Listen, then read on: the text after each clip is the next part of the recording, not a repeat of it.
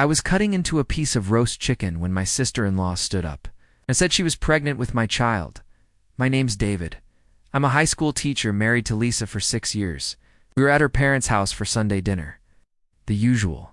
Crowd, her mom, her dad, her younger sister, Rachel, and Rachel's boyfriend, Kyle. Rachel's hand was shaking when she pointed at me across the table. Tell them what you did. I set my fork down. What are you talking about? I'm 12 weeks pregnant, and it's yours. The room went silent. Lisa's face went white. What? I didn't want to say anything, but I can't keep lying. Rachel's voice cracked. It happened in July at the lake house. You were all asleep. I came to my room. Just stared at her. That never happened. Stop lying.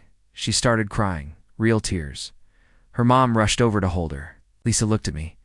David, tell me she's lying. She is lying. I never touched her. Rachel sobbed harder. He's been texting me for months, telling me to keep quiet, threatening me. I don't even have your number.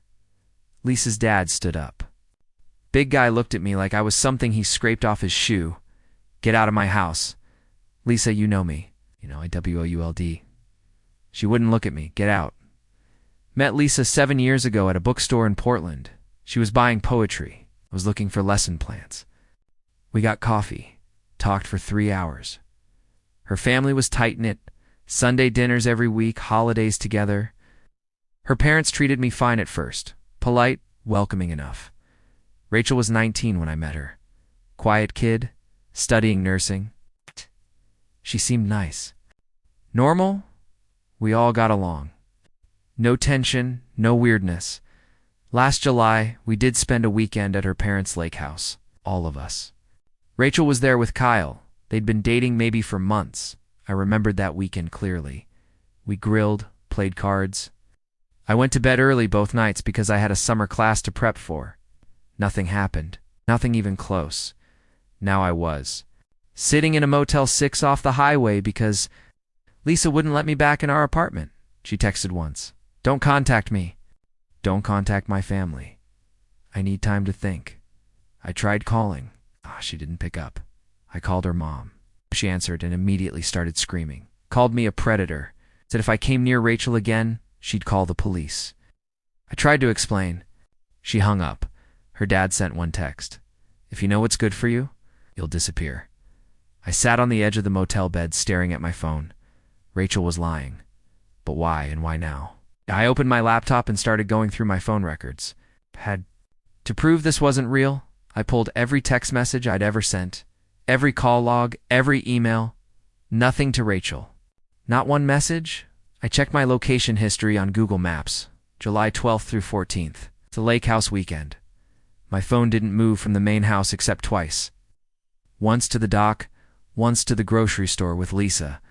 Never to Rachel's room, never anywhere alone with her. I screenshot everything. Saved it to a folder. Then I started thinking about Kyle. Rachel's boyfriend, the guy who'd been sitting right next to her at dinner. Quiet the whole time. Didn't say a word when she made her accusation. Just sat there staring at his plate. I looked. Him up on Facebook. Kyle Brennan, 22, worked at a car dealership. His relationship status still said in a relationship with Rachel Monroe. Posted 2 days ago a picture of them at some restaurant. She was smiling. He had his arm around her. He didn't look like a guy whose girlfriend just admitted to cheating. I scrolled. Further back, found a post from August. Rachel tagged in it. Can't wait for what's next. Big changes coming. The comments were full of congratulations. Heart emojis. Her friends asking if she was engaged. She replied to one. Not yet, but soon. Something even better. I stared at that. Something even better than engaged. My phone buzzed. A known number. Text message, stop digging. This your only warning. I looked at it for a long time, then I kept digging. I didn't respond to the text, just screenshot it and added it to my folder. Next morning, I called a lawyer. Guy named Paul. Hendris. Did family law and defamation cases. Told him everything. He listened without interrupting. Do you have any proof you weren't alone with her? Location data, phone records, nothing connecting us. That's good, but it's defensive. What we need is proof she's lying. Motive. Evidence of fabrication. How do I get that? You don't. You too. He paused. This is going to cost you, and it's going to take time. If she's lying, there's a reason. We need to find it. I hired him that day. Week went by. No word from Lisa. Her family blocked me on everything. Then Paul called. I found something. Rachel filed for state assistance 2 weeks before the dinner. Medical coverage for pregnancy. Listed father as unknown. Unknown. Not me. Not you. Which means she wasn't planning to name you originally. Something changed. What changed? That's what we need to figure out, but there's more. Her boyfriend Kyle. He's got a sealed juvenile record. Assault charge, pled down, and his family's broke. 3 brothers. Single mom. They're barely getting by. I processed that. You think this is about money? I think this is about something. Money's usually a good guess. My phone rang while I was still on with Paul. Caller ID, St. Vincent's Hospital. Mr. Carver, we need you to come in. It's regarding Rachel Monroe. I told Paul I'd call him back. Mr. Carver. The woman's voice was professional, clinical. This is Susan Park from St. Vincent's Hospital. We need you to come in as soon as possible. What? What's going on? I can't discuss? It over the phone, but it's urgent. Can you come today? Is Rachel okay? Boss, she's stable. There's something you need to know. Please come alone. Don't bring family members. She gave me a time. 2 o'clock. I sat in the parking lot for 10 minutes before walking in. Susan Park met me at the front desk. Mid-40s, scrubs, clipboard in hand. She led me to a small office. Close the door, Mr. Carver. Rachel Monroe listed you as the father of her child. On her intake paperwork, I know it's not true. She looked at me carefully. We ran standard. Blood work as part of her prenatal care. There were some irregularities. What kind of irregularities? Her blood type is O positive. She listed you as the father. We need your blood type for medical records. I'm a B negative. She wrote that down, looked up, and your wife, positive, she set. Her pen down. Mr. Carver, the fetus, has a B positive blood type. I stared at her. Meaning what? Meaning it's genetically impossible for you to be the father. The room felt smaller. Does Rachel know this? Not yet, but she will. We're required to inform. Her at her next appointment? When's that? Tomorrow morning. I called Paul from the parking lot. They have proof. Medical proof. Blood types don't match. Can't be the father. That's exactly what we need. Can you get documentation? The hospital's giving her the results tomorrow morning. She'll know by noon. Good. Let her sit with it. Don't contact her. Don't contact your wife. Let them come to you. If they don't, then we go to them with everything. I didn't. Sleep that night. Next day at 1 p.m., my phone rang. Lisa, I answered David her. The voice was small, shaking. Yeah, Rachel just called me. She's at the hospital, they told her. They said you can't be the father. Something about blood types. I didn't say anything. David, I don't understand. She was so sure she had details. She knew things about that weekend. What things? She said you wore a gray shirt to bed, that you told her you weren't happy with me, that you kissed her by the dock. I wore a white shirt. I never went to the dock alone. I've never been anything but happy with you. Silence. Why would she lie? I don't know, but I'm going to find out. Her parents are freaking out. My dad saying the hospital made a mistake. My mom saying Rachel must have been confused about timing. There's no confusion.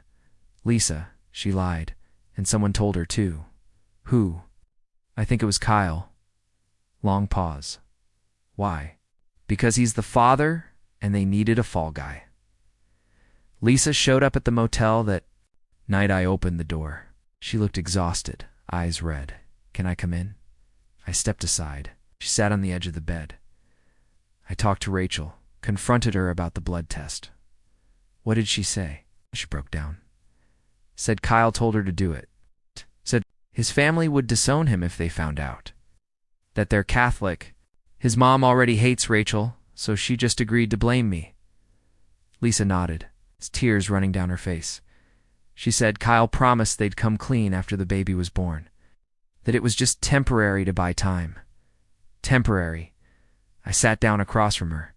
She destroyed our marriage for temporary.